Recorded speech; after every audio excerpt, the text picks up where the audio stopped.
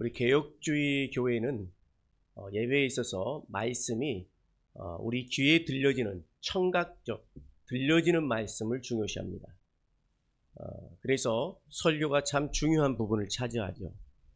그러나 동방교회, 서방교회, 즉 로마 캐톨릭 교회는 보여지는 것, 또 만져지는 것, 그 다음에 이렇게 걷는 이런 행위들에 집중을 합니다. 그래서 예배 대부분이 서서 예배를 드립니다.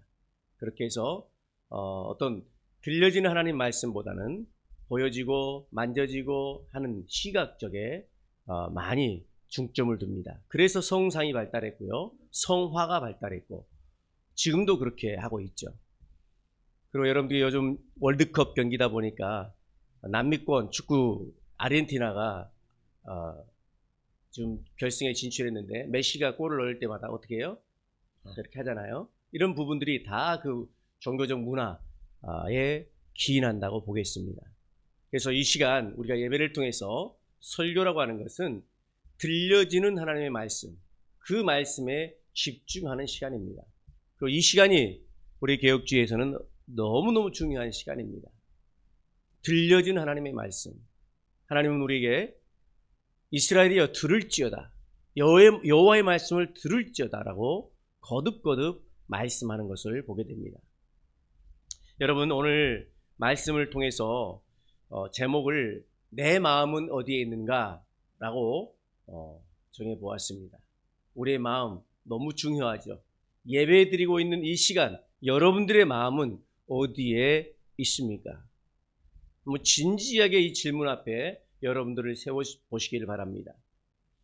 예배 시간에 왔으니까 당연히 내 마음이 예배에 있고 하나님께 있다고 생각할 수도 있겠지만, 또 한편으로 생각하면 내 삶 속에서 과연 내 마음이 항상 언제나 변함없이 예배에 있고 하나님께 있고, 또한 하나님께서 주신 나의 어떤 삶에서의 사명 가운데 있는가라고 하는 것을 점검해 볼 때 내 마음이 그렇게 집중하지 않고 있음을 발견하게 될 것입니다. 이 질문은 무엇으로 하나님을 사랑하고 있는가라고 하는 그런 질문과도 같다고 하겠습니다. 몸은 이 자리에 있어서 찬송을 부르고 있고 또 예배 예전에 참여하고 있습니다. 그런데 진짜 마음, 여러분의 진짜 마음은 지금 어디에 있는가라는 것입니다. 혹시 내일 출근해서 처리해야 할 직장 업무에 있을 수도 있고요, 또 내가 가지고 있는 세상의 어떤 명예, 부를 지키기 위해서 어떻게 해야 될 것인가라는 데 내 마음이 있을 수도 있고, 세상의 어떤 염려, 정욕의 골방에 내 마음을 뚱뚱하게 채워둔 채 세상에 이제 모든 것 하나님 앞에서 고작 껍데기뿐인 그런 어떤 종교적인 의식만을 던져주고 있지는 않은지 이 시간 진지하게 생각해 볼 수 있는 그런 시간이 될 수 있기를 바랍니다. 오늘 예수님께서 율법학자들을 향해서 신앙의 본질이 무엇인지를 서슬퍼런 칼날 같은 말씀으로 우리에게 선포해 주시는데, 그 말씀이 바로 오늘 본문입니다. 그래서 오늘은 전체 어떤 많은 본문을 잡는 것보다 한 절만을 집중으로 본문으로 여러분들에게 소개를 해드렸습니다. 그러나 이 본문의 말씀 30절을 보기 위해서는 28절부터 해서 이제 34절까지를 전체 또 문맥 가운데서 볼 수 있어야 될 것입니다. 자, 뭐라고 말씀하십니까? 네 마음을 다하고 목숨을 다하고 뜻을 다하였고 힘을 다하여 주 너의 하나님을 사랑하라. 이 말씀을 통해서 우리 성경이 고발하는 내 마음의 적나라한 실상을 마주해야 할 것입니다. 뿐만 아니라 잃어버렸던 하나님을 향한 거룩한 야성과 진짜 마음을 회복할 수 있는 복된 시간이 되시기를 바랍니다. 먼저 성경이 고발하는 인간의 마음의 실체를 여러분들과 함께 살펴보고자 합니다. 잠언 4장 23절은 무릇 지킬 만한 것 중에 더욱 내 마음을 지키라. 생명의 근원이 이에서 남이니라 라고 말씀합니다. 또 예레미야 17장 9절은 만물보다 거짓되고 심히 부패한 것은 마음이라. 누가 능히 이를 알리오마는 이라고 말씀하고 계십니다. 또 마태복음 15장 19절에서 예수님께서는 마음에서 나오는 모든 것은 악한 생각과 살인과 간음과 음란과 도둑질과 거짓 증언이라 라고 예수님께서는 말씀하고 계십니다. 자, 이쯤 되면 우리의 마음이 지금 내가 어디에 있는가 한번 고민이 될 것입니다. 그 부패하고 모든 악한 것의 근원이 될 수 있는 내 마음이 지금 어디에 있는가, 어디를 향하고 있는가라는 것입니다. 먼저 모든 생명 행위의 근원이 바로 마음이라고 하는 것을 잠언 4장 23절에서 말씀하시는데, 여러분 예수님께서 선포하신 네 마음을 다하여 주 너의 하나님을 사랑하라 라고 하는 것은 첫 번째 되는 계명이다 라고 하시면서 가르쳐 주셨어요. 그러면 이 계명을 온전히 이해하기 위해서 우리는 성경이 정의하는 사람의 마음, 과연 그 사람의 마음이 무엇인지를 명확히 짚고 넘어가야 할 것입니다. 이것은 단순히 세상에서 말하는 인본주의 심리학이나 낭만주의 문학에서 말하는 그 마음을 이야기하는 것이 아닙니다. 인본주의 문학에서 말하는 마음은요, 따뜻하고 순수한 상태로 봅니다. 그래서 단지 감정의 자리로만 치부라고 말해요. 그래서 그 감정을 어떻게 달랠 것인가, 그 감정을 어떻게 우리 가운데 취할 것인가, 이런 데 집중하는 것을 보게 됩니다. 그렇지만 여러분, 성경은요, 우리 인간의 마음을 결코 그렇게 낭만적으로 보지를 않습니다. 말씀드렸던 잠언 4장 23절이 선포하는 그 마음의 히브리어 의미를 보면요, 단순한 감정 또 느낌을 뜻하는 단어가 아닙니다. 그럼 무엇일까요? 바로 인간의 인격과 지성과 의지와 이성, 더 나아가서 가치관과 도덕적 결단이 이루어지는 곳입니다. 그래서 이것을 영혼의 사령탑이다, 이렇게 표현해 볼 수가 있습니다. 여러분, 사령탑이라고 하는 것은 그곳에서 모든 지시와 모든 명령이 이루어지는 것이죠. 영혼의 사령탑이 뭐냐면 바로 마음인 것입니다. 그리고 인간 존재의 가장 깊은 심장부가 우리가 표현하는 바로 그 마음인 것입니다. 마음 하면서 제가 지금 어디를 두드리고 있어요? 여기를 하고 있지만 유대인들은 여기를 두드려요. 마음 하면. 틀린 거죠, 문화적으로. 우리 한국 사람들은 마음 하면 여기를 말해요. 여기. 왜 그럴까요? 심장이 여기에 있기 때문에 그렇지만 유대인들이나 서구는요, 머리의 마음을 생각하고 있어요. 많이. 여러분, 잠언 기자는 그렇기 때문에 앞에서 말씀드린 영혼의 사령탑이라고 했는데, 그렇기 때문에 오늘 생명의 근원이 여기에서 난다라고 이야기를 하고 있는 것입니다. 여기에서 근원이라고 하는 것은 샘물이 솟아나는 출구 또는 군대의 출정을 의미합니다. 즉, 내 마음이라는 사령탑에서 어떤 명령을 내리느냐에 따라서 내 입술의 언어도 결정되고 내 생각도 결정되고 내 행위도 결정되어진다라는 것입니다. 그러니 여러분, 마음이 얼마나 소중합니까? 얼마나 중요합니까? 내 마음이 어떤 결정을 내는가에 따라서 내 언어가 달라지고요, 내 생각도 달라지고 결국엔 내 행위 자체가 다 달라지는 것입니다. 이 셈의 근원인 사령탑이 무너지면 어떻게 될까요? 그때 비로소 우리 인간의 생 전체가 도미노처럼 오염되고 타락하고 무너져버리고 말 것입니다. 여기서 심히 부패한이라는 단어를 우리가 좀 봐야 되는데, 이 단어는 의학 용어입니다.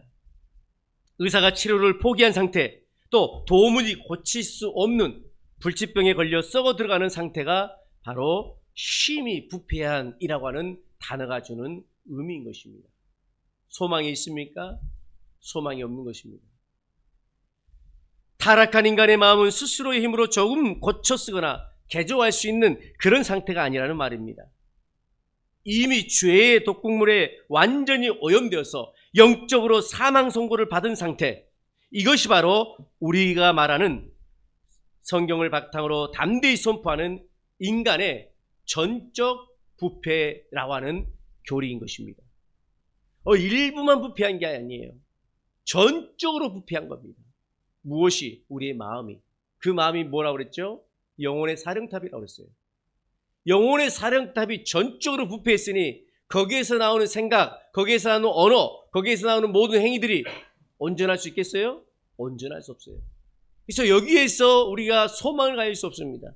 그래서 하나님이 필요한 것이고, 그래서 예수 그리스도의 십자가의 죽으심이 필요했던 것입니다. 더 무거운 것은 마음의 거짓됨입니다. 인간의 마음은 만물보다 기만적이어서 남을 속일 뿐만 아니라 자기 자신까지 속이고 맙니다. 겉으로는 대단히 고상하고 거룩한 척 예배자리에 앉아있지만 내면의 깊은 곳에서는 끊임없이 쉬지 않고서 자기 의를 쌓고 있고요, 하나님을 이용하려 들고 있고 또 탐욕을 감추고 있는 것입니다. 그래서 예레미야가 묻습니다. 누가 능히 이를 알리오마는 인간은 자기 마음의 타락한 깊이조차 스스로 다 측정하지 못하는 비참한 영적 봉사라고 이야기를 하고 있습니다. 자, 마음을 이야기하면서 마음에 대해서 이야기해서 그런지 오늘 성도님들의 설교 듣는 모습이 좀 진지해지고요, 무거워 보입니다. 그러나 잘 듣고 계신 줄로 압니다. 근데 한번 도전을 줘야 돼요, 우리 스스로에게. 그냥 생각 없이 살아가는 이런 시간이 아니라 내가 살아가는 시간 속에 내 마음이 과연 어디에 있는가, 진지하게 여러분께서 고민해 보셔야 할 것입니다. 여러분, 인간 내면에서 뿜어져 나오는 이 추악한 어물들에 대해서 마태복음 15장 19절은 우리에게 적나라하게 묘사를 합니다. 근데 그 전에 구약 선지자의 준엄한 고발이 있습니다. 그러한 고발들이 신약에 이르러서 인간을 창조하신 예수님께서 우리에게 최종적으로 확증하며 종교라는 말씀이 마태복음 15장 19절인데요. 이렇게 말씀하시죠. 마음에서 나오는 것은 악한 생각과 살인과 간음과 음란과 도둑질과 거짓 증언과 비방이다. 누가 말씀하신 거예요? 예수님께서 말씀하신 것이니 우리가 반박할 수 있어요? 아니에요. 내 안에 선함이 있어요. 아니에요. 나는 항상 착하게 살려고 하는 생각을 가지고 있어요. 하면서 반박할 수 있을까요? 우리를 지으신 하나님, 우리의 속 사람을 살펴보시는 예수님께서 지금 하신 말씀이에요. 누구에게만 해당하는 것이 아니라 보편적인 모든 인간, 죄성을 가진 인간이 다 이렇다라는 것을 말씀하시는 부분입니다. 예수님은 인간의 마음을 죄악의 화산으로 비유하십니다. 여러분, 화산 속에 마그마가 끓어오르다가 결국 지표면 밖으로 화산재와 용암을 뿜어내죠. 이와 같이 인간이 행하는 모든 겉모양의 추악한 죄악들이 우연히 뛰쳐나오는 돌발 행동이 아니라는 것입니다. 이미 그 마음속에 가득 차 있던 부패한 본성들이 밖으로 분출되는 것이라는 것입니다. 어느 한순간 갑자기 하는 게 아니에요. 계속적으로 생각하고 그 악한 것들을 생각하고 쌓아두었던 것이 어떤 도화선이 되어서 팍 폭발하는 겁니다. 창세기 6장 5절은 이러한 인류의 타락상을 고발하면서 이렇게 말씀하시죠. 여호와께서 사람의 죄악이 세상에 가득함과 그의 마음으로 생각하는 모든 계획이 항상 악할 뿐임을 보셨다 그랬어요. 그러니까 이 보셨다라고 하는 것은 시각적 보셨다는 게 아니라 안다는 거예요. 하나님은 시편 139편에서 시편 기자가 말씀하죠. 하나님은 멀리서도 우리의 생각을 아시며 또 우리 안고 일어섬을 아시고. 여러분, 하나님은요 우리 마음의 상태가 어떤지를 아시는 분이에요. 보고 계셔요. 근데 과거만 보고 지금은 안 보는 게 아니라 항상 보고 계시는 거예요. 여러분의 24시간 동안을 보고 계세요. 노아 홍수 심판 전이나 후나 인간의 마음의 본질은 변하지 않았습니다. 창세기 8장 21절에서도 사람의 마음이 계획하는 바가 어려서부터 악함이다라고 못 받고 있습니다. 언제부터 악하다고요? 어려서부터. 이 어려서부터는 태어나서부터예요. 태어나서. 그 악함이라고 하는 것은 그 어떤 것으로 우리가 표현할 수가 없어요. 정도는 다르지만 그렇다라는 거예요. 선지자 에스겔 역시 에스겔 11장 19절에서 우리의 타락한 옛 마음을 가리켜서 이렇게 표현하죠. 돌 같은 마음이다. 하나님의 말씀이 떨어져도 아무런 감동이 없습니다. 깨어짐도 없습니다. 그저 내 욕망을 위해서만 단단하게 굳어버린 그 화강암과 같은 마음, 그것이 바로 예수 그리스도의 보혈이 없이는 한순간도 살 수 없는 저와 여러분의 정직한 민낯이자 영적 실상인 것입니다. 성도 여러분, 오늘 우리는 하나님 앞에서 내 마음을 어떻게 평가하고 있습니까? 혹시 비교 우위에 두고 있지는 않습니까? 그래도 나는 저 사람보다는 나아.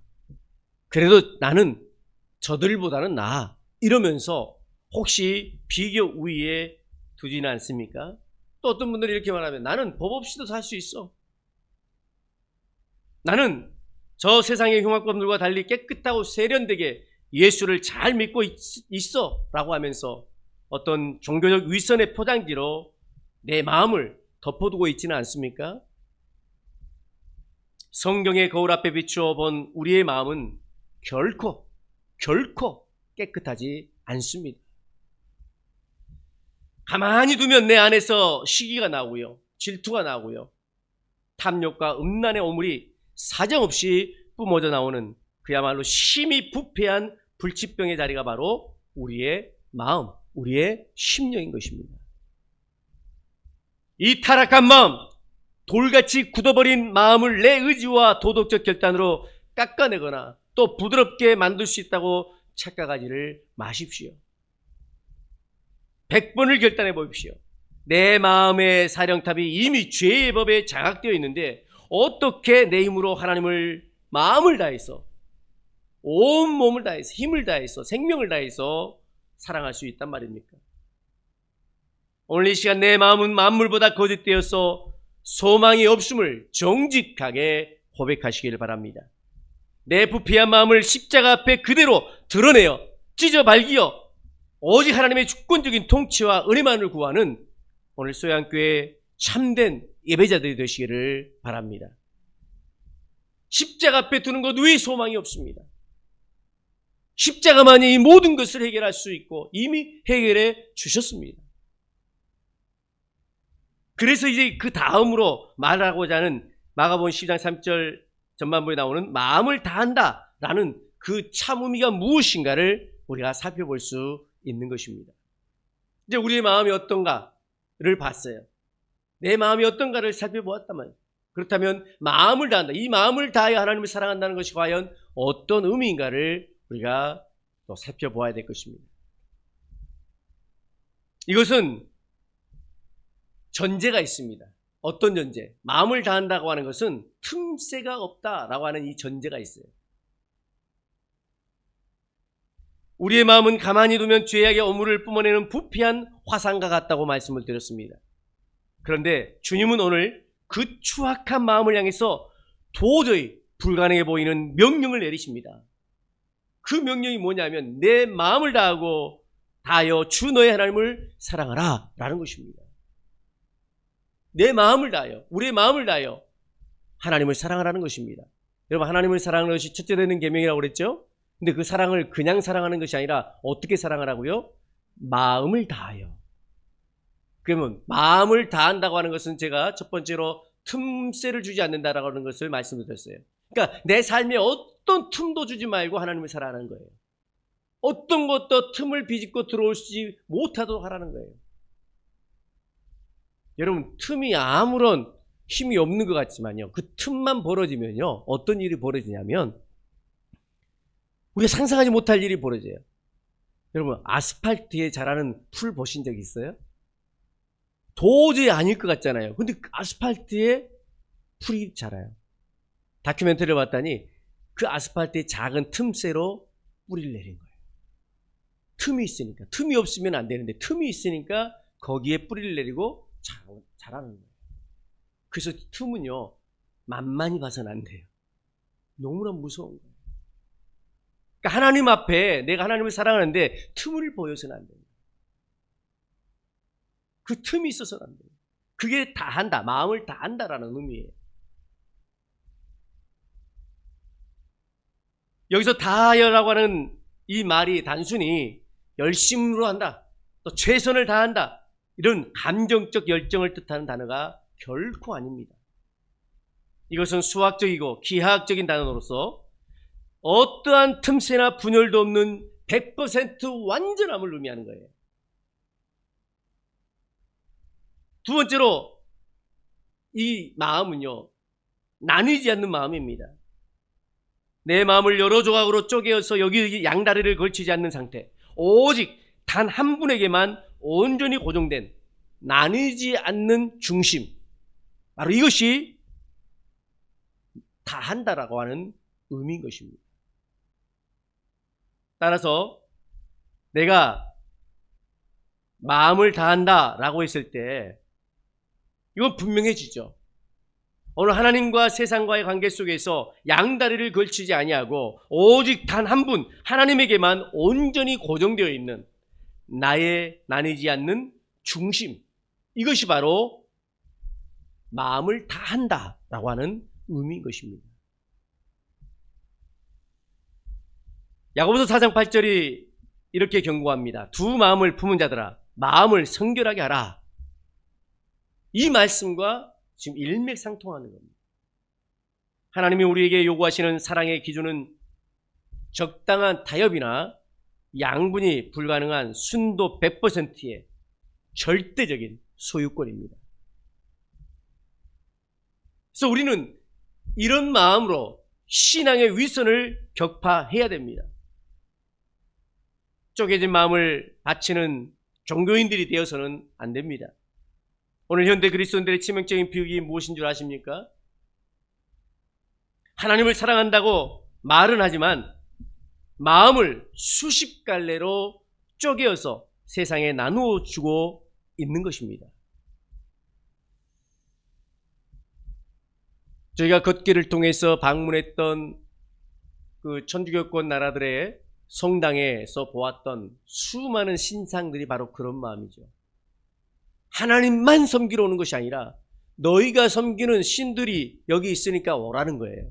그래서 그 뱀이라든지 닭이라든지 온갖 조각들을 예배당 앞마당에 다 설치해 놓고 너희들이 섬기는 신들이 여기 있으니까 예배당에 와라, 이런 식으로 유혹을 하는 겁니다. 이런 자들의 예배의 마음이 어떤 마음일까요? 이사야 1장에서 말했던 마당만 밟을 뿐인 신앙이지 전심으로 나뉘지 않는 마음으로 하나님만 사랑할 수 있는 마음이 될 수가 있을까요? 결코 없다고 봅니다.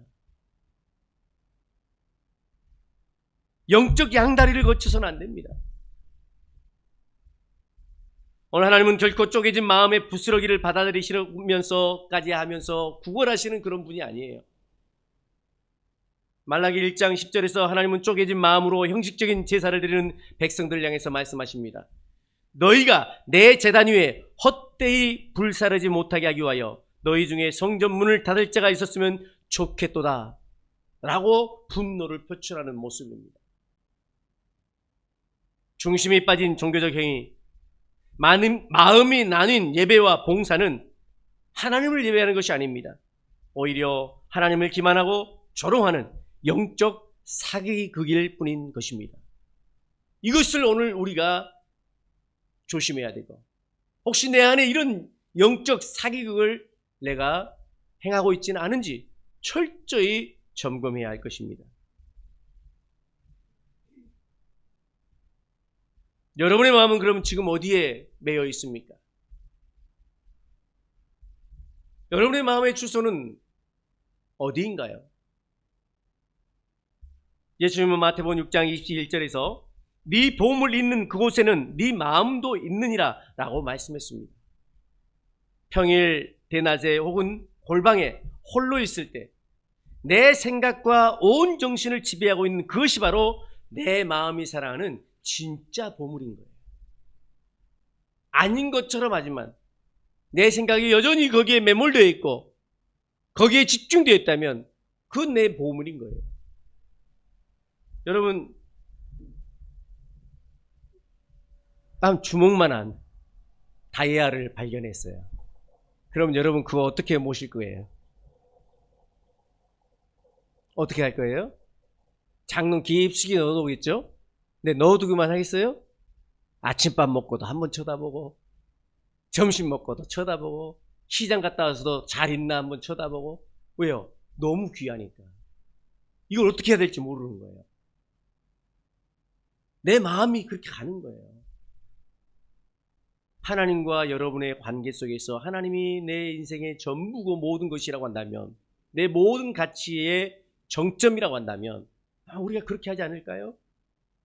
눈 뜨자마자 하나님 찾고, 자기 전에도 하나님 찾고, 행하는 모든 삶의 시간 속에서 하나님 앞에 예배하는 삶을 살지 않겠습니까? 여러분, 요즘도 계속해서 많이 사용되고 있는 단어가 주일 대예배, 교회들 주보 보면 대예배 시간, 대예배라고 말해요. 예배, 대예배가 어디 있고 소예배가 어디 있습니까? 모든 예배는 예배입니다. 가정 예배도 예배고요. 모든 여러분들이 길 위에서 드리는 예배도 예배입니다. 예배는 예배로서 끝나는 거지 대예배라는 말이 없습니다. 하나님 앞에 내 자신을 세우고 하나님을 찬양하고 하나님을 경배하는 시간, 이 예배 아니에요? 무슨 대예배가 왜 필요합니까? 소예배가 또 있어야 되겠고, 그렇죠? 여러분, 예배는 예배인 겁니다. 단지 가정에서 가족들끼리 드리니까 가족 예배, 또 공동체가 드리니까 공동체 예배, 이렇게 구분을 할 수가 있겠지만 대예배, 소예배는요 정말 잘못된 표현입니다. 그러면 대예배는 중요해서 하나님이 받으시고, 소예배는 뭐 드려도 되고 안 드려도 되니까 내가 드리면 하나님이 기뻐하실 거야, 안 드리면 조금 섭섭해 할 거야, 이 정도일까요? 아니에요. 여러분이 드리는 모든 예배는 마음을 다하여 나뉘지 않는 마음으로 하나님 앞에 드린다면 하나님께서 그 예배를 기뻐 받으실 줄 믿습니다. 그 예배가 어느 장소든 상관없이 하나님은 나뉘지 않는 마음을 원하시는 것이지, 어떤 화려한 퍼포먼스가 있는 장소, 수천 명이 모여있는 그런 군중들 사이에서 드린 예배, 이걸 찾는 것이 아닙니다. 여러분 기억하십시오. 여러분들의 마음을 나뉘지 않는 마음으로 오늘 하나님 앞에 내가 예배자로서 있는가, 이것을 하나님께서는 보고자 하시는 것입니다. 이 마음을 다하여 하나님을 사랑하는 것입니다. 하나님을 섬기되 재물을 겸하여 섬길 수 없다고 예수님께서는 분명히 단호하게 못을 박으셨습니다. 주일 1시간 예배당에 나와 앉아있는 것으로 내 종교적 의무를 다했다라고 착각하지 마십시오. 하나님은 여러분의 마음의 지분 중에서 고작 몇 %를 차지하는 손님으로 머물기를 바라지 않습니다. 오늘 이 시간 내 마음을 갈기갈기 쪼개어서 세상에 내어줬던 영적 간음의 실상을 직면하시기를 바랍니다. 나뉘어 있던 부끄러운 마음을 주님 앞에 정직하게 쏟아내시고 온전한 중심을 회복하시기를 바랍니다. 그렇다면 오늘 복음의 유일한 해답은 무엇일까요? 바로 새 마음을 부으시는 예수 그리스도이십니다. 에스겔 36장 26절은 말합니다. 또 새 영을 너희 속에 두고 새 마음을 너희에게 주되 너희 육신에서 굳은 마음을 제거하고 부드러운 마음을 줄 것이며, 부드러운 마음을 줄 것이며 그랬어요. 우리가 노력해서 얻을 수 있는 게 아니라는 거예요. 그 부드러운 마음은 누가 허락하셔야 되는 거예요? 주님이, 하나님이 허락하셔야 되는 거예요. 그래서 여러분, 오직 예수 그리스도만이 이 모든 우리 마음을 지키는 것의 해답인 것입니다. 로마서 8장 3절 4절은 말씀합니다. 율법이 육신으로 말미암아 연약하여 할 수 없는 것을 하나님은 하시나니, 하나님은 하시나니, 육신을 따르지 않고 그 영을 따라 행하는 우리에게 율법의 요구가 이루어지게 하려 하심이라. 이 율법의 요구를 이루는 것도 내 행위가 아니라 누가 한다고요? 하나님은 하시나니. 누가 하셔요? 하나님이 하시는 거예요. 그러니까 결국 우리는 예수 그리스도가 아니면은 아무런 의미가 없는 존재들입니다. 예수 그리스도 때문에 오늘 저와 여러분은 구속받은 하나님의 자녀가 되었고 그 하나님을 예배하는 예배자가 된 줄로 믿습니다. 하나님은 하시나니, 이 부분을 한번 생각해 봅니다. 하나님은 하신다고 그랬잖아요. 여러분, 오늘 우리는 단 한 사람도 예외 없이 절망의 낭떠러지 끝에 서게 됩니다. 만물보다 거짓되고 심히 부패하여 스스로 고칠 수 없는 불치의 마음을 가진 우리가 대체 무슨 수로 틈새 없는 온전한 전체의 마음을 짜내어서 하나님을 사랑할 수가 있단 말입니까? 로마서 8장 3절의 고백처럼 마음을 다해 하나님을 사랑하라는 거룩한 율법의 요구 앞에 우리의 그 타락한 부패한 육신은 단 1%도 순종할 힘이 없는 전적 무능력의 상태입니다. 인간의 결단과 노력은 여기서 전면 파산을 선언합니다. 이제 그러한 절망의 자리에 하나님의 주권적인 은혜의 선포가 임하시는데 바로 율법이 연약하여 할 수 없는 그것을 하나님은 하시나니. 할렐루야. 여러분, 하나님은 하시는 겁니다. 하나님만이 하시는 것입니다. 이미 구약 에스겔 36장 26절을 통해서 인류에게 기가 막힌 복음의 설계를 약속해 주신 것입니다. 죄로 인해서 돌덩이처럼 단단하게 굳어버린 우리의 옛 마음을 하나님께서 주권적으로 도려내시고 그 자리에 하나님의 영을 부어서 부드러운 새 마음을 창조해 주시겠다고 하는 언약, 그래서 이 언약을 새 언약이다 이렇게 말씀하십니다. 그 새 언약의 성취가 바로 예수 그리스도를 통해서 이루어진 것입니다. 이 위대한 새 마음의 창조가 역사 속에서 그러면 어떻게 성취되었습니까? 바로 영원한 대제사장이며 사사이신 예수 그리스도께서 십자가에 못 박히심으로 성취가 되었습니다. 할렐루야.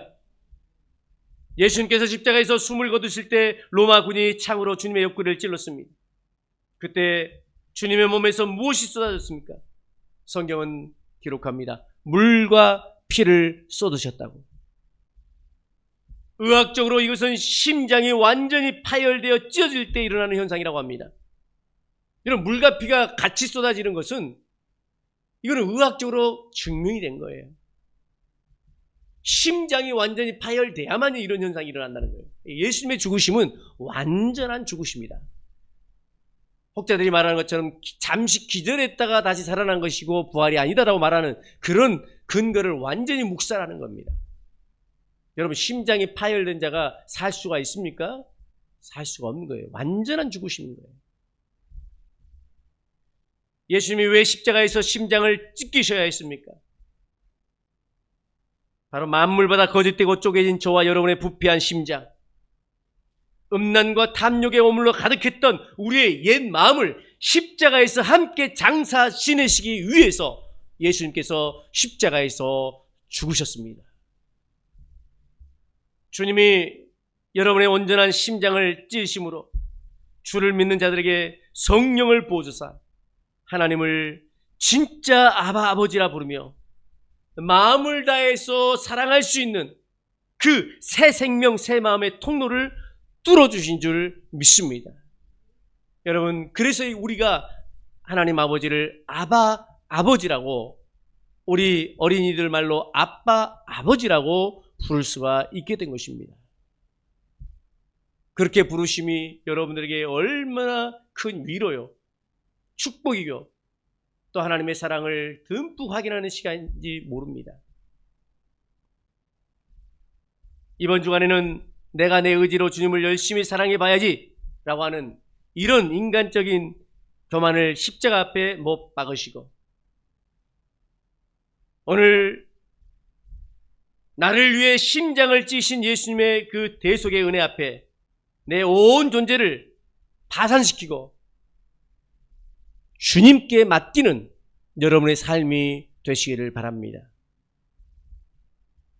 세상 염려가 가만히 침투하여 내 마음을 조각내려 할 때마다 여러분의 가슴에 손을 얹고 여러분 안에 이식된 예수의 새 마음을 믿음으로 선포하십시오. 한번 따라해 볼까요? 나를 위해 죽으신 예수님, 그 심장이 내 안에 뛰고 있습니다. 내 마음은 세상에서 나뉠 수 없습니다. 아멘. 여러분, 내 마음이 나눠서는 안 됩니다. 그 마음은 여러분의 것이 아니고 이제는 주님의 것이 되어야 됩니다. 주님만을 향해야 됩니다. 하나님께만 드려야 됩니다. 그래서 여러분의 입술에 껍데기만 바치던 선무당 같은 종교인의 삶을 끝장내시고 내 안에 성령이 창조하신 부드러운 새 마음을 힘입어서 마음을 다하고 뜻을 다하여 오직 여호와 하나님 한 분만을 격정적으로 사랑하고 예배하시기를 바랍니다. 말씀의 결론을 맺습니다. 여러분, 쪼개진 마음을 이제 십자가에 못 박으시기를 바랍니다. 하나님은 오늘 여러분의 입술의 고백이나 손에 쥐어진 헌금 봉투의 액수를 보기 전에 바로 여러분의 중심을 달아보고 계십니다. 세상에 빼앗겨 갈기갈기 쪼개진 마음을 들고 와서 하나님을 사랑한다고 거짓말하는 위선적인 종교인의 자리에서 이제 내려오시길 바랍니다. 내 힘으로 마음을 다해보겠다는 헛된 독선도 다 내려놓으시길 바랍니다. 그럼 어떻게 해야 될까요? 만물보다 거짓된 내 마음을 의지하지 마시고 나를 위해 십자가에서 심장을 찢으사 물과 피를 쏟아내신 예수 그리스도의 그 완벽한 대속의 사랑 앞에서 여러분의 무너진 마음을 던지시기를 바랍니다. 이번 한 주간 세상 한복판으로 나갈 때 내 마음의 보좌에 돈이나 세상 정욕을 앉혀두지 마십시오.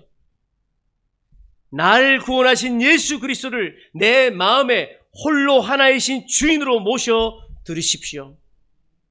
오늘 성령께서 공급하시는 새 마음을 힘입어서 세상과 타협하지 않고 오직 마음을 다하고 뜻을 다하여 주 하나님 한 분만을 격정적으로 자랑하고 사랑하시는 우리 소양교회 모든 성도님들이 되시기를 주님의 이름으로 축원을 드립니다.